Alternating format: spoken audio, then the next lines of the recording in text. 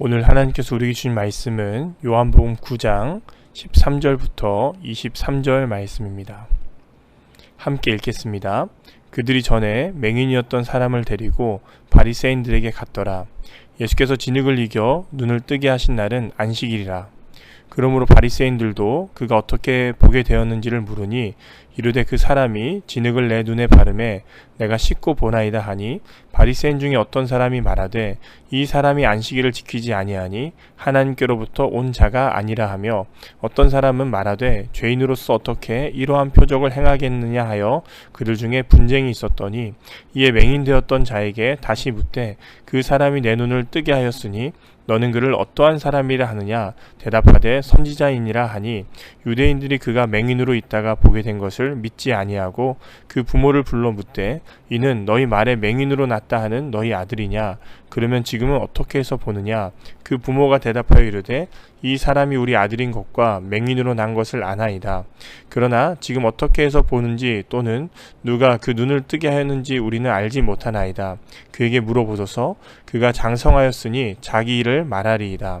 그 부모가 이렇게 말한 것은 이미 유대인들이 누구든지 예수를 그리스도로 시인하는 자는 출교하기로 결의하였으므로 그들을 무소함이로라. 이러므로 그 부모가 말하기를 그가 장성하였으니 그에게 물어보소서 하였더라. 아멘. 어제 말씀은 예수님을 통해서 참 빛을 본 사람이 나타났다면은, 오늘 말씀에서는 반대로 두려워서 빛으로 나오지 못하는 사람들이 나타납니다. 이 말씀을 통해서 두 가지를 살피고자 합니다. 첫 번째는 우리는 전통이 아닌 예수님을 바라봐야 됩니다.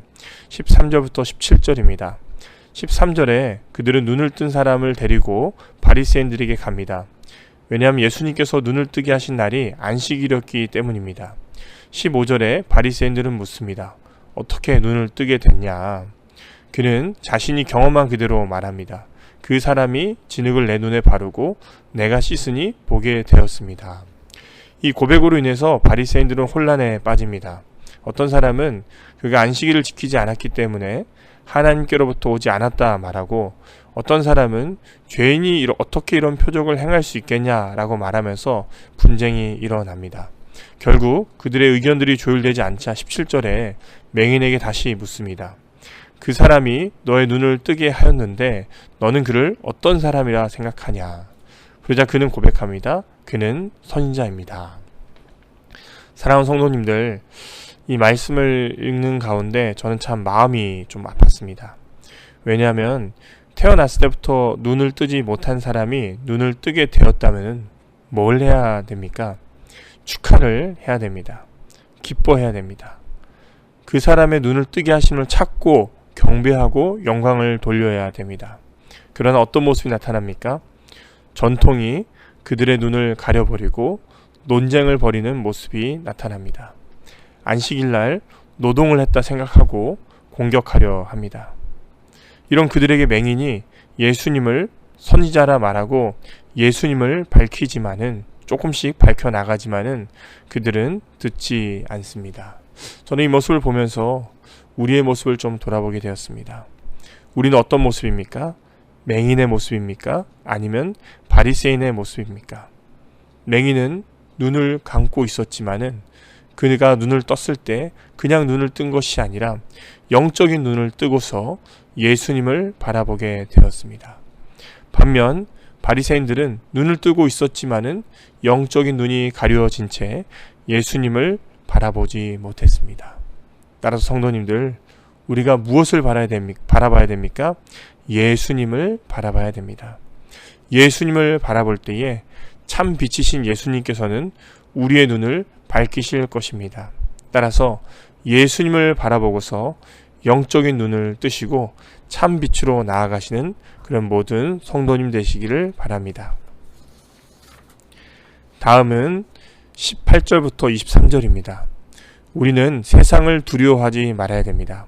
18절에 그들은 맹인의 말을 믿을 수가 없어서 부모님을 부릅니다.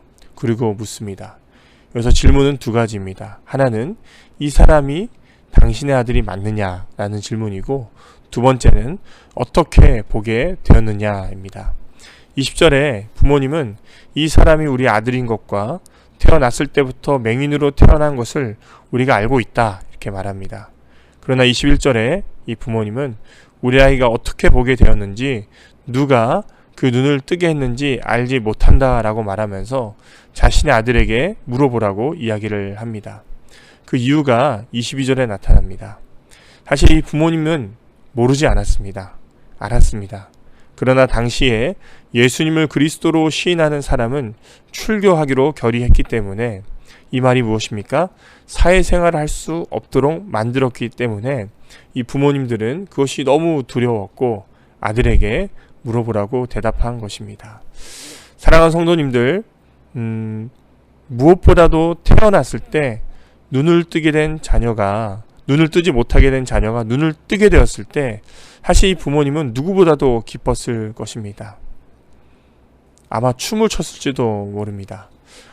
우리가 자녀가 독감에 걸려도 마음 아파하다가 나으면 그렇게 기쁠 수밖에 없는데, 하물며 태어났을 때부터 장님이었던 자녀가 눈을 뜨게 됐다면 그 기쁨이 얼마나 크겠습니까?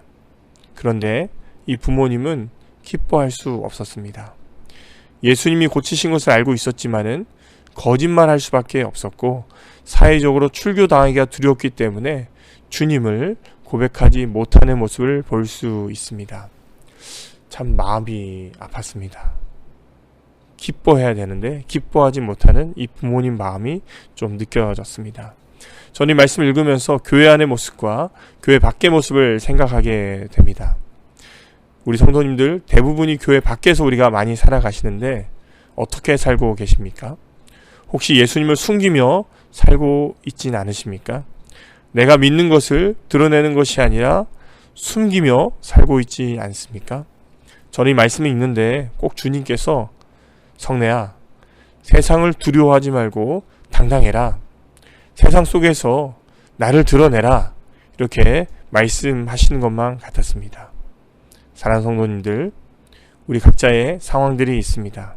그러나 그 상황과 환경 속에서 예수님을 당당히 우리의 삶에서 드러내시며 영광을 돌리시는 그런 성도님 되시길 바랍니다. 기도하겠습니다. 하나님 아버지, 감사합니다. 오늘 말씀을 통해서 예수님을 바라보게 하시니 감사드립니다.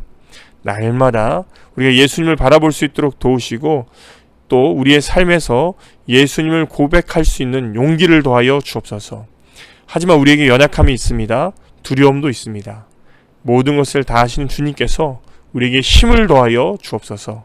감사합니다. 예수님 이름으로 기도드립니다. 아멘.